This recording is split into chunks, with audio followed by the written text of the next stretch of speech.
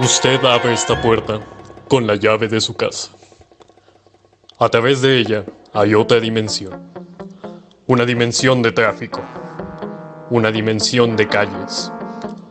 Una dimensión de edificios. Una en que todas ellas se unen para sorprender. La dimensión urbanística.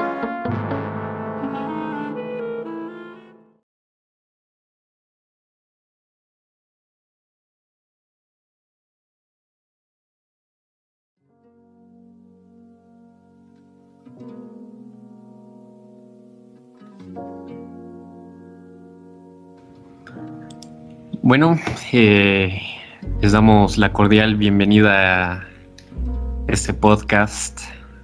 Un saludo para todos los oyentes. ¿Y qué es lo que qué es lo que nos lleva el día de hoy? Bueno, pues vamos a tener que aquí, como dice en el título, vamos a hablar sobre Le ¿Qué es lo que nos Corbusier y sobre la ciudad proyecto de Chandigarh. Bueno, yo me presento.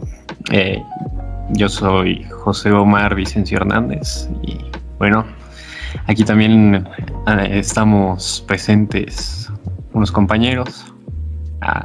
No sé si gusten presentarse. Sí, también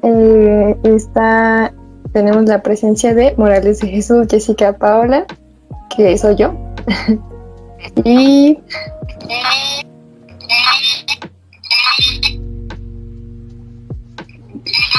y también su servidora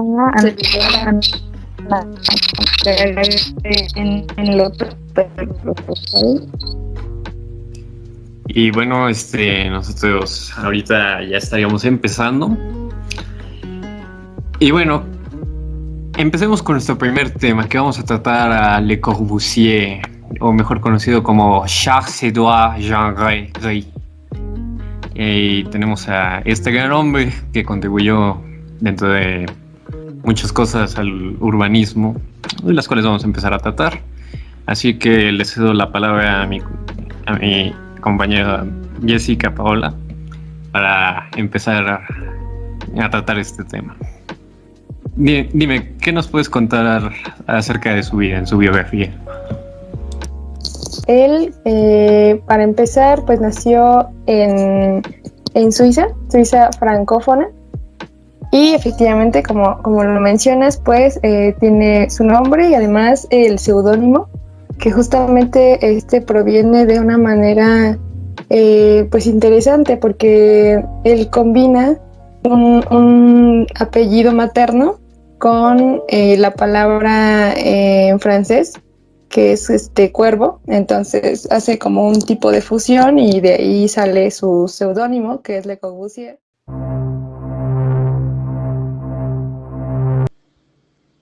Hablando de este tema de dónde surge el apodo de Le Corbusier, esto se va formando conforme él pues se va desarrollando dentro de su ámbito. Tenemos que él empezó como pintor. Tenía este sueño de pintar, pero también al integrarse dentro de estos movimientos del avant-garde, las vanguardias, es cuando empieza a adoptar este sinónimo de Le Corbusier, un tanto inspirado por su tatarabuelo que se llamaba Monsieur Le Corbusier de Bruselas o Le Corbusier. Y bueno, eso es una parte, y también sus amigos lo apodaron Corbu, que es de, ¿cómo se dice cuervo en francés? Que es Corbu. Y bueno, también en cierta medida en un tono burlesco hacia la apariencia de Le Corbusier, que bueno, él tenía una nariz grande, con su traje negro, su sombrero de copa negra, y pues también en cómo él tenía sus lentes gruesos. Entonces a él como que tenía esta apariencia de un cuervo, de Corbu, Le Corbusier, y es ahí donde adopta de esta manera su característico apodo, nuestro conocido Charles-Édouard Jean Rey.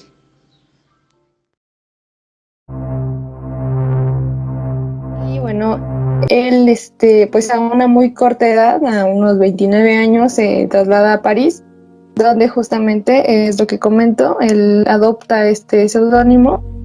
Otra cosa también muy interesante es que su padre se dedicaba a lacar las cajas de relojes. Justamente se dedicaba a la industria relojera pues, de su misma ciudad. Y su madre pues era pianista y profesora de música, ¿no? Entonces pues tenía como que este tipo de influencia en él, ¿no? Desde muy pequeño. También en 1900 él pues comienza su aprendizaje como grabador y cincelador. En 1900, Le Corbusier comenzó su aprendizaje en la Escuela de Arte de la Chambre de Fort. Uno de sus profesores fue Charles Le Plantinier, a lo cual lo orientó hacia la pintura y después hacia la arquitectura. En 1905 diseñó su primer edificio, que fue una casa unifamiliar para uno de los miembros de la Escuela de Arte.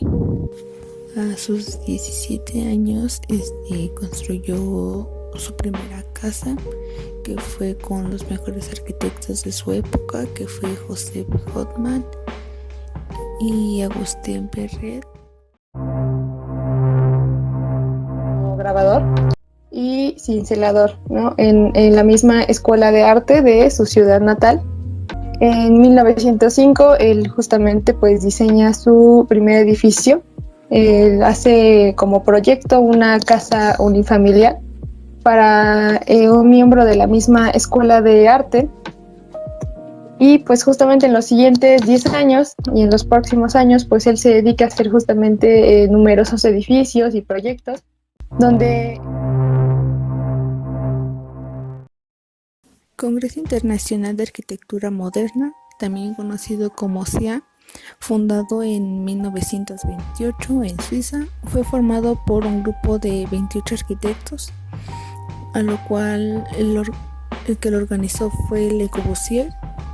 Constó de una organización de conferencias y reuniones que lo tomaron como un laboratorio de ideas del movimiento moderno en arquitectura, a lo cual también decían como un término que era la arquitectura como un arte social.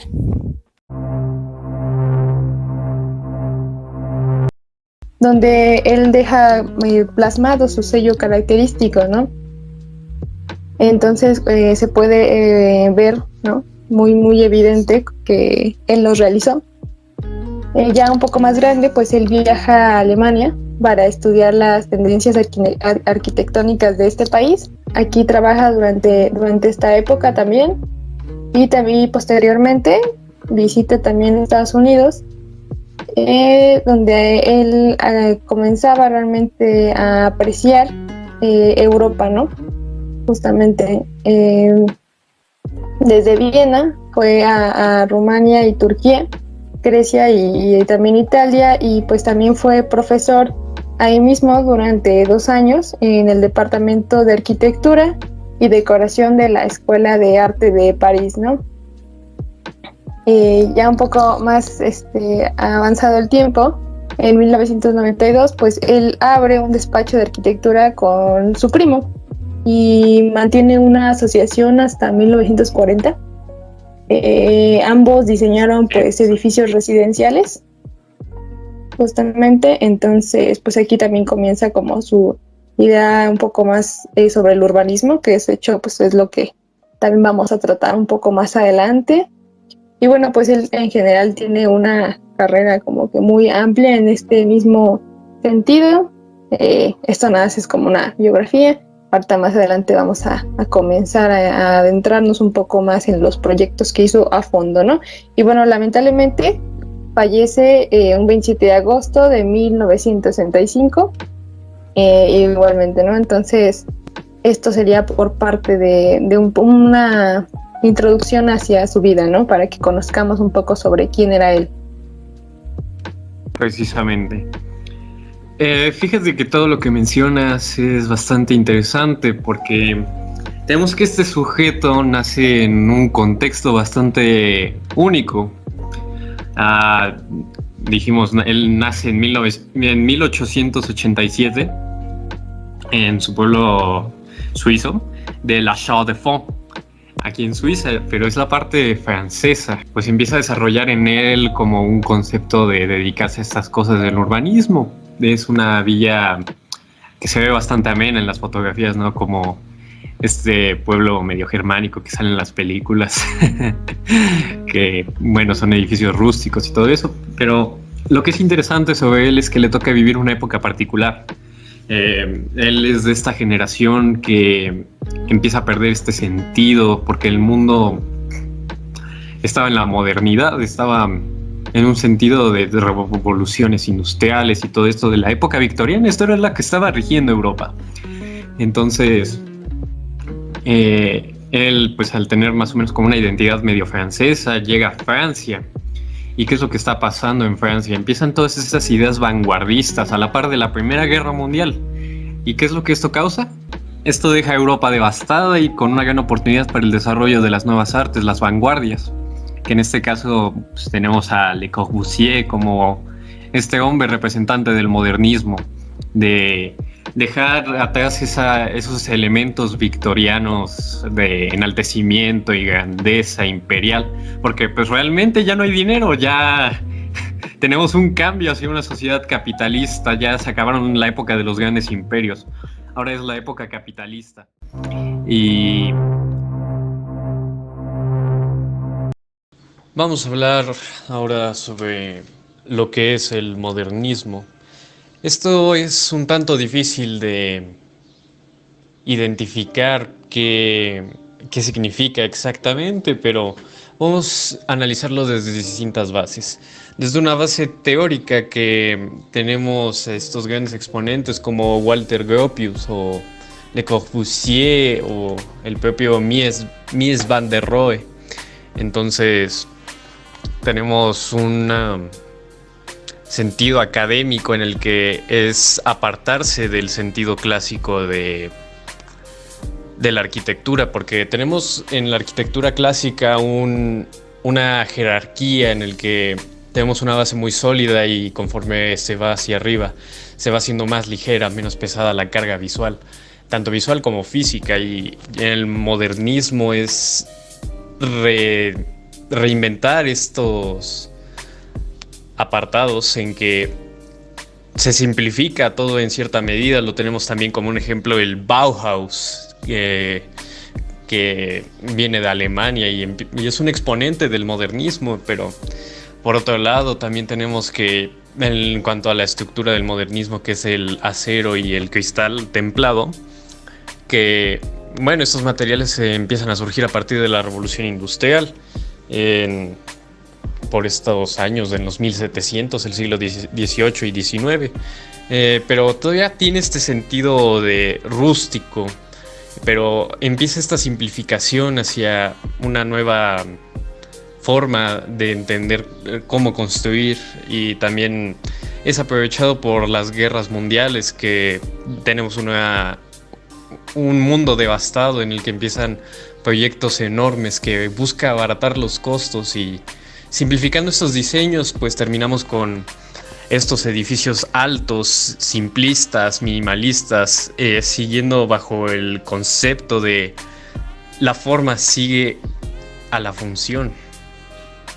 Entonces, esto es propuesto por Louis H. Sullivan, y esto nos da un nuevo sentido arquitectónico, una nueva arquitectura que también es más mostrado por principios como Le Corbusier, y también destacando Le Prix Nobel, que esto es un gran exponente sobre lo que es el modernismo, y tener estos rascacielos, por ejemplo, es un gran ejemplo de lo que podemos hablar sobre el modernismo. Posteriormente, Le Corbusier en 1926 formula 5 puntos para una nueva arquitectura. El primer punto que él nos menciona es sobre los pilotis, que es esta área en la que la planta a nivel de suelo debe estar regida por el vehículo, debe de ser un espacio para que haya una circulación. Del segundo punto nos habla sobre la terraza jardín, que, bueno, una construcción requiere su espacio y en este caso, pues, se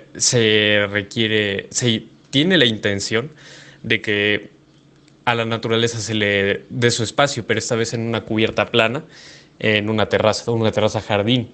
El siguiente, pues, es la planta libre. Esto nos menciona de que los muros pueden ser colocados por el diseñador en cualquier lugar, porque se tienen distintos pilares que sostienen. Entonces se pueden paredar conforme el diseñador lo decida. Por otro lado, también tenemos lo que es la fachada libre, que esta nos habla de que se quita todo de la función estructural de la fachada y meramente se libera esta fachada, y esto va relacionado también con el último punto, que es la ventana horizontal, que es una ventana que abarca casi toda esta fachada de una manera horizontal y permite que entre la luz. Capitalista. Y bueno, esto empieza a desarrollarse como nuevos materiales que propone el modernismo, que es el hormigón. Y este material va a ser algo que va a ser muy remarcado dentro de la obra de Le Corbusier a lo largo de toda su vida, pero durante este contexto es que él empieza a desarrollar un distinto nacionalismo y una visión hacia idea hacia el hombre, tanto que tenemos que sus artículos polémicos en revistas fascistas realmente, porque pues es cuando empieza a desarrollar este sentido humano del enaltecimiento, pero en un enaltecimiento moderno, dejar atrás lo antiguo, y esto se va también a marcar mucho dentro de sus obras, incluso desde el urbanismo, que posteriormente vamos a hablar un poco sobre Chandigarh y cómo esto tiene que ver un tanto con la visión de Le Corbusier. Y bueno, esto es lo que podemos hablar un poco de qué contexto vivió un cambio repentino dentro de la sociedad histórica mundial, y esto pues le permite sacarse la lotería social de ser una persona reconocida, ¿sí? Y bueno, no sé, Karen, ¿qué nos puedes contar un tanto de sus inspiraciones o sobre sus... Sí, precisamente sus inspiraciones o qué teóricos le aportaron? Te cedo la palabra. Viendo Le Corbusier, la filosofía de sus diseños, también fue como su inspiración fue fuertemente a los conceptos matemáticos que utilizaba Leonardo da Vinci.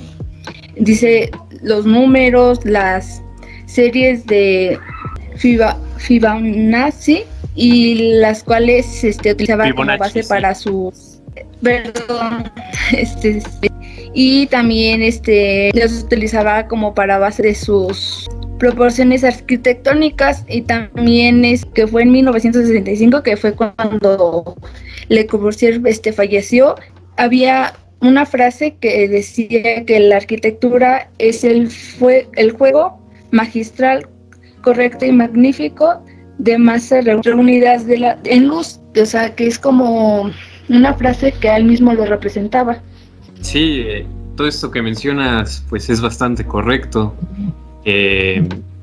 Empezamos a tener todas estas ideas de Le Corbusier porque él empieza a desarrollar esta idea de un nuevo modernismo, empieza a enaltecer la figura humana, que es lo que se marca mucho en su obra de El Modular, esta idea de que el hombre es un eje sobre el cual pueden ser medidas todas las cosas, y también un espíritu nuevo, Le Prix Nobel, que lo empieza a remarcar dentro de sus obras y empieza a hacer un parteaguas dentro de todo este proceso. Y bueno, aparte pues tenemos ciertas críticas hacia Le Corbusier desde un punto de vista en el que pues no, realmente que todas estas ideas no siempre pues, nos han llevado a un lugar mejor. Esto es más como desde un concepto de la modernidad también, que es el antropocentrismo del humano.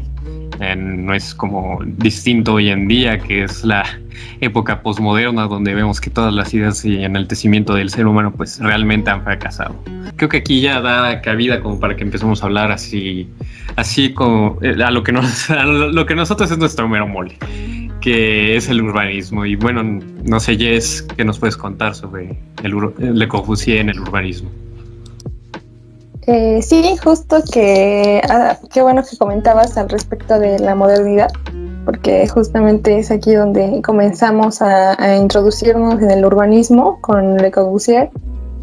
Bueno, él justamente empieza a implementar una técnica, industrias, materiales que vienen relacionados con esta modernidad, ¿no? Y pues él busca como que una arquitectura de vanguardia, ¿no? Donde pues digamos se rompa con lo tradicional, por decirlo de esta forma, ¿no?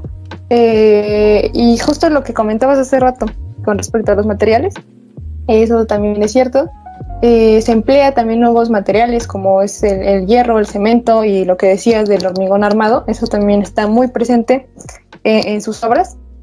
Él buscaba, digamos, más como un cambio de estética, ¿no? Es lo que decíamos, una racionalización, ¿no? De las viviendas y justo esta concepción del hombre.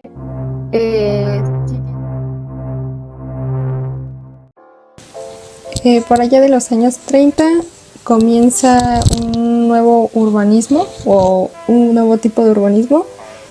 Comienza a tomar mucha influencia el urbanismo racionalista y justo Le Corbusier pues termina siendo un exponente de este. En este urbanismo, en el racionalismo, pues se entiende a la arquitectura como una creación racional, una creación que es propia del hombre, que digamos sale de ese marco de lo natural. Una característica muy importante de este urbanismo es que ellos intentan, o en este caso Le Corbusier, intentan juntar lo antiguo con lo nuevo y hacerlo funcionar todo. Es decir, crear algo nuevo con esos dos elementos.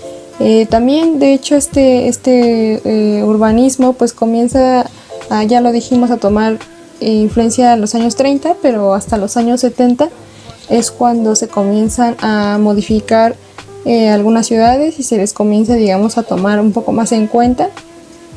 Comienzan a ser aceptados un poco más esos cambios que ellos pues proponen, ¿no? En el racionalismo tienen una tendencia de las formas simples, pero que siempre estas tengan una funcionalidad, es decir, le dan esa prioridad a la función antes que el adorno. Sin embargo, bueno, obviamente no va peleada una cosa con la otra, pero su prioridad es que tenga una función cualquier elemento en la ciudad, ¿no? Sus construcciones suelen ser con líneas rectas, muy simples. El objetivo de este tipo de urbanismo es satisfacer las necesidades del hombre, de sus ciudadanos, pues, de los habitantes de dichos proyectos. Y pues, ¿cuáles son esas necesidades? ¿Qué plantean como necesidades? Pues es la vivienda, el ocio, el trabajo, la circulación. Y pretenden que esta estructura de ciudad pues tenga una relación entre ellas, pues que se conecten y que pues las cuatro puedan llegar hacia el hombre. Justo entrando en esto, Le Corbusier constituye un mínimo en la ciudad, que es la vivienda. De hecho, se construyen estas ciudades como de una manera jerárquica, por decirlo de alguna forma, es decir, digamos, comienzan desde el núcleo, que es este mínimo que él propone, que es prácticamente la vivienda, y esto tiene que cumplir con algunas características, que es garantizar la intimidad al hombre. Lo considera como un espacio mínimo y fundamental. La vivienda debía tener una prioridad sobre el resto de los usos, o sea, que antes que cualquiera de esos usos debía estar la vivienda, ¿no? Como ya decíamos, el mínimo. Concepción del hombre, sí tiene un reflejo muy grande del cómo él concebía al hombre en justamente las viviendas, ¿no? Y en sus, digamos, proyectos, por decirlo de una forma, ¿no? Entonces, él justamente hace varios proyectos, uno que es el que vamos a hablar un poco más adelante, que es el plan de la ciudad de Chandigarh. Y bueno, esta, por ejemplo, es una de las relaciones más significativas que él hace, ¿no? A finales del colonialismo, y que está justamente le pertenece a India. Él realiza varios planes urbanísticos para muchas ciudades, que pues por ejemplo París, Argel, Barcelona, Estocolmo, ¿no? Su escrito también es un escrito muy, muy importante que se llama Hacia una arquitectura. También él da uno de los principios más importantes, ¿no? Y generales que inspiran hacia el urbanismo moderno. Él también fue uno de los que escribió esta parte y fue uno de los exponentes también del urbanismo moderno. Él, pues, La Carta de Atenas es un manifiesto urbanístico que es ideado y llevado a cabo por el CIAM, que es el Congreso Internacional de Arquitectura Moderna. Pero bueno, ¿qué contiene esta carta? ¿Qué es lo que propone o qué es lo que nos dice esta carta? Bueno, pues en esta carta se apuesta por la separación de los lugares. De hecho, justamente comentábamos hace rato que estas ciudades pues eran un poco más como de segregación, pues, ¿no? Busca una separación de lugares de residencia, de ocio y de trabajo. En este tratado también se propone las zonas amplias de área verde. Muchas de estas explicaciones y de estos contenidos son redactados justamente por Le Corbusier. Entonces él tuvo una influencia muy grande en este contenido del manifiesto. La carta propone una zonificación de la ciudad en función de los usos y las necesidades de los habitantes. ¿Y cuáles son esos usos? Bueno, pues el hábitat, la circulación y el trabajo. También la recreación. Y justamente son los elementos que mencionábamos hace rato, que él también nos presentaba. Eso en materia de esta ciudad. Y en materia de vivienda, como ya habíamos dicho, que era el mínimo de una ciudad, ellos consideraban que era el mínimo. Y nos proponen algo muy interesante, de hecho, que con respecto al área verde, que es que las viviendas se sitúen, digamos, en manera vertical. ¿Para qué? Para que pues haya más espacio para el área verde.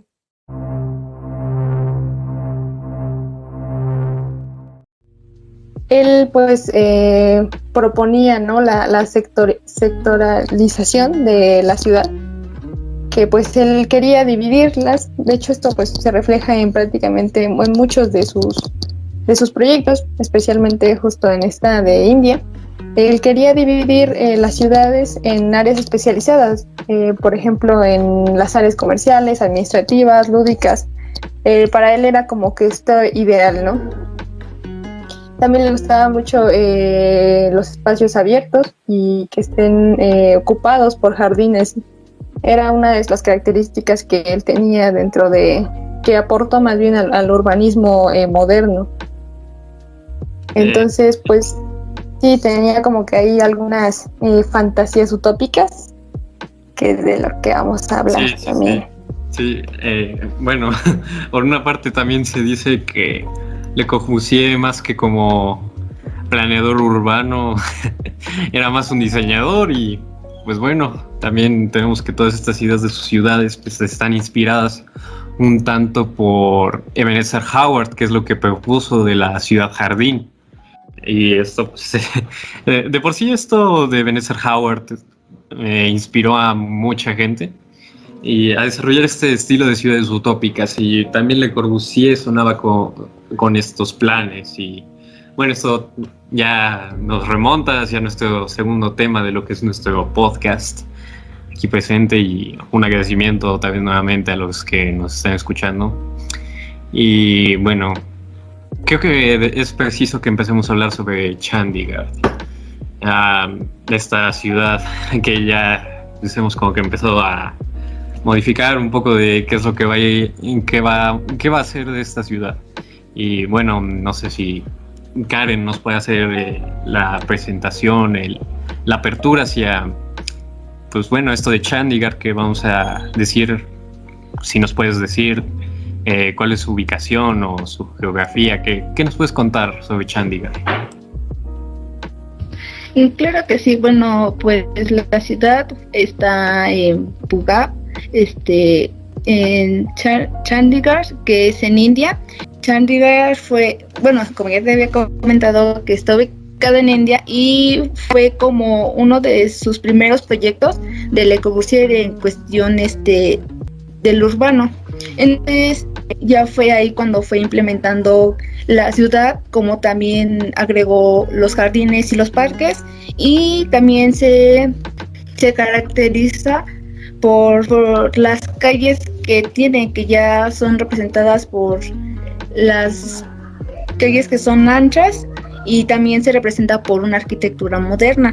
Entonces, primero fue fundada, la ciudad fue fundada primero por Albert Mayer y no. Está mal. No, fue fundada, o sea, fue planificada.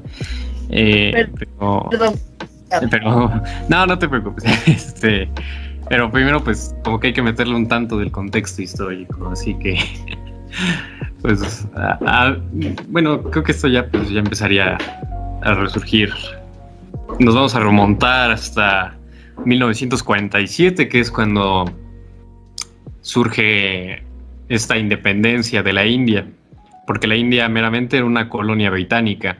Y bueno, pues, tras todo este movimiento de independencia, no digamos solo Gandhi, esto, porque no, realmente hubo una guerra, hubo un conflicto, que finalmente pues ya dijo Inglaterra, bueno, nosotros vamos a dividir la India, tenemos musulmanes, tenemos hinduistas, ¿qué hacemos con ellos?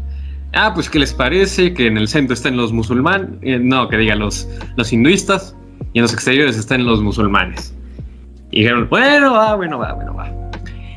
Y pues nada, empieza un éxodo. Así de sencillo.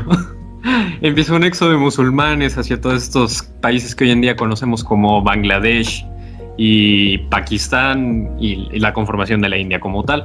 Pero bueno, ya aterrizándolo dentro de lo que nos toca de Chandigarh. Chandigarh surge a partir de que queda este estado que está entre Pakistán y en la India, que se llama Punjab. Y pues bueno, al partirse la mitad, la capital pues le queda para Pakistán, y entonces surge esta cuestionante, ¿dónde hacemos esta capital? Ahí es cuando empieza esta orden del primer ministro Jawaharlal Nehru, que es el primer ministro de la India, el primer ministro de la India. Y él dice, pues tenemos que contratar a alguien y veamos, aquí necesitamos algo que sea el ejemplo de la modernidad en la India. Y pues ¿qué pasa? Que llega Albert Mayer, y junto con su amigo Nowitzki, un polaco, que igual es bastante conocido dentro del ámbito urbanístico. Y bueno, no sé si nos pueda contar algo más, Jess, sobre pues, estos planeadores, o qué es lo que hicieron. Sí, precisamente, ¿qué es lo que hicieron? Sí, pues justo cómo es que se empieza a desarrollar este planteamiento, ¿no? Bueno, pues principalmente ellos lo que comienzan haciendo es, como, por decirlo de una forma, una malla, donde ordenan y jerarquizan pues los espacios naturales. Tienen mucho esa idea de los parques lineales en esta ciudad, y los van organizando así como, digamos, en grandes manzanas. Pues obviamente se complementa con una arquitectura que era de un edificio destinado a una asamblea, ¿no? De inicio es eso, pero ¿Cómo se comienza a desarrollar? Bueno, pues justamente como mencionábamos hace rato, cuando hablábamos acerca de su influencia en el urbanismo, pues hablábamos de estos sectores, ¿no? Que él tenía como que esa idea. Y justamente tiene un propósito, que él quería tener vivienda, trabajo y entretenimiento, ¿no? En un sector, pues.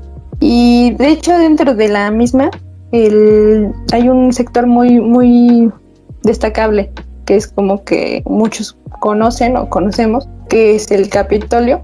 Y de hecho, un dato interesante, más como extra, es que este sector, de hecho, la UNESCO, hace pocos años, recientemente, creo que 2016, lo declara como Patrimonio de la Humanidad. Así es. Y es un lugar donde también pues se tiene como la oportunidad de construir una ciudad completa. Las calles pues no tienen nombre. La ciudad está dividida más como por un sistema numérico. De hecho es algo que pues es complicado que suceda en algunas ciudades, es muy raro, entonces esto también lo destaca, ¿no? Lo hace como que diferente. Y pues sí, básicamente eso es lo que hace, digamos, en la cuestión del desarrollo. Eso es como se va haciendo la ciudad, ¿no? Justo hablábamos ya, esta es la tercera vez que mencionamos acerca del hormigón, pero justo las fachadas son de hormigón. Actualmente pues ya están en deterioro, pues claramente por el tiempo, también por el clima, tienen un clima bastante extremo y pues evidentemente pues por el abandono. Ajá. Pues sí tienen como que esta situación. Ese es también ya un poco acerca de cómo se encuentra actualmente, pues es así, ahorita ya está un poco en deterioro. Obviamente ya se tiene más como ese resguardo, ¿no? Para conservar esta ciudad que ha sido como que la utopía de Le Corbusier. Bueno, actualmente la ciudad está dividida en 60 sectores, que es lo que decíamos, no tienen calles. Bueno, nombres de calles, pues ellos tienen números. Y justo cada uno de estos sectores funciona como una ciudad independiente, o sea, tienen como mini ciudades dentro de las ciudades, era más como su idea. Cada uno de los sectores tiene propios mercados, templos, escuelas, ¿no? Que están, de hecho, a una distancia menor a 10 minutos. Realmente no se necesita mucho de transportarse de un lado a otro de la ciudad. Esa era como su idea, sectorizar la ciudad para que pues no se tuvieran que desplazar largas distancias, ¿no? Aproximadamente, igual como un dato extra, cada sector tiene aproximadamente 1.5 kilómetros. Y hay un sector especialmente que está considerado como el centro de la ciudad, que es el sector número 17. Estamos hablando ya, digamos, a una cuestión más actual, el cómo se encuentra actualmente la ciudad. También algo muy interesante que tiene, esto ya es más de un aspecto social, es que tiene un nivel muy alto de alfabetización. A mí me gustaría pensar que justamente es por esta situación de que tienen las cosas muy, muy cercanas y también tienen acceso a, ¿no? Entonces creo que esto es lo que facilita que esta arquitectura, que este planteamiento que hace sobre la ciudad ayuda también desde hasta un aspecto social, ¿no? Por decirlo de una forma. De hecho, tiene casi el 97% de su población está alfabetizada y tiene también muchos centros de estudios. Se encuentran ahí muchísimas ciudades realmente, entonces eso es un poco más acerca de cómo se encuentra actualmente, tanto en una cuestión social como en general su estructura, cómo se encuentra, ¿no? Ahorita. Sí, ahí me gustaría complementar también esta idea sobre cómo es Chandigarh en la actualidad. En la actualidad es una ciudad que es un exponente de la India. ¿Por qué? Porque tenemos un gran desarrollo, tenemos bastantes áreas residenciales, tenemos una clase media que realmente pues está adaptada a este estilo. pues más que nada tenemos el desarrollo de las industrias y cómo Chandigarh pues ha crecido gradualmente, y bueno, se nota también un poco que se pierde un poco de esta utopía de Le Corbusier, porque empieza a crecer la ciudad y empieza a perder su forma original o cómo estaba planeada.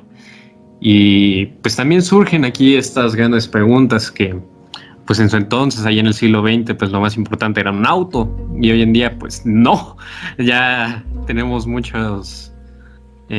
tenemos problemas por esta cuestión de que como es una ciudad bastante extensa y con supermanzanas, pues la gente ocupa autos para llegar a sus trabajos, ocupa caminar mucho, o pues por eso prefieren comprar un auto. Y esa es la única cuestión que tenemos en cuanto al problema de Chandigarh y el deterioro que justamente ya me lo has mencionado, porque ves las fotos y está todo dañado por la humedad de lo que es el clima de la India. Es un clima húmedo y con muchas lluvias, que eso hace que el hormigón y el concreto pues empieza a deteriorarse, y también tenemos como que una crisis de identidad, porque en su concepción no consideraba estas cuestiones de cómo vivía la gente en la India, cuáles eran sus costumbres, cuál era su modo de construir. Y bueno, pues, pues esto es lo que tenemos hoy en día con Chandigarh. Y bueno, aquí pues a manera de concluir, pues creo que cada quien pues, debamos compartir una conclusión. Personalmente yo quiero concluir que Le Corbusier es este personaje que le da forma al modernismo, a esta nueva era que marcó periodos posteriores del siglo XX y todavía sigue haciéndolo de cierta manera, al inspirar pues a todos estos movimientos arquitectónicos actuales, contemporáneos, y también en cuanto al desarrollo de las ciudades. ¿Por qué? Porque Chandigarh fue este primer gran proyecto que dio paso también como a la inspiración de Oscar Niemeyer con el proyecto de Brasilia, también con cómo Vancouver está organizado hoy actualmente. Y pues nada, es como una excelente aportación desde cómo esta relación entre Chandigarh y Le Corbusier es algo que en un sector tan pequeño y olvidado como era la India en 1950, más o menos 50, 60, pues hoy en día lo tenemos como lo que dio paso hacia este nuevo urbanismo, hacia nuevas ideas, nuevas maneras de concebir la ciudad. Cedo la palabra a la siguiente conclusión. Sí, justo es lo que comentabas, digamos, él fue uno de los exponentes sobre el urbanismo moderno, tuvo muchas aportaciones también a la arquitectura. La única cuestión aquí es que, o eso ya es más como una manera de opinión acerca de ya investigando, ¿no? Con toda la información, pues creo que tuvo ahí un sesgo un poco grande con respecto a esa socialización que tienen las ciudades, ¿no? Él quizás como arquitecto se quiso encaminar un poco más hacia su rama, ¿no? Y si bien pues evidentemente el urbanismo también tiene ahí su influencia, quizás él pues obviamente no era planeador, no era no tenía alguna especialidad o no era tal cual su ámbito, pues sí tuvo aquí algunos errores, que justamente era eso, ¿no? Que él pues hizo su utopía de ciudad, sin embargo pues ya realmente al implementarla ya fue un poco más complicado, ¿no? Y pues sí, de hecho es que esto es parte de las utopías, ¿no? A veces son muy muy complicadas de llevarse a la realidad, y cuando se llevan pues tienen esta clase de repercusiones, ¿no? Así es. Y bueno, Karen, ¿qué puedes concluir? Pues bueno, como ya estuvimos comentando, pues Le Corbusier fue su primera ciudad, su primer proyecto urbanístico. Entonces, tuvo algunos errores, y también algo que se mencionaba que sobre sus habitantes, o sea, no se tenía como considerado un límite, y ahora hoy en día creo que es una ciudad grande. Entonces es cuando empieza a haber ya los problemas, los problemas que surgen, que por ejemplo de los habitantes, de que el problema de poder trasladarse. Perdón. En general es eso. Cada quien tiene como que igual, como podemos observar, una percepción también distinta, pese a que todos hemos tenido la misma información o una información similar, pues también nos podemos dar cuenta que tenemos percepciones distintas de cómo, tanto de su vida como de la ciudad, ¿no? Pues en general creo que queremos agradecerles a los escuchas por tomarse el tiempo de poder escuchar este podcast. Y bueno, creo que pues ya llegamos al fin de esta transmisión y muchas gracias por estar aquí, acompañarnos un rato. Un saludo para la profesora Yasmín. Y pues nada, sería todo. Hasta luego. Igual gracias aquí mis compañeros que también se dieron el tiempo de estar aquí. Muchas gracias. sí.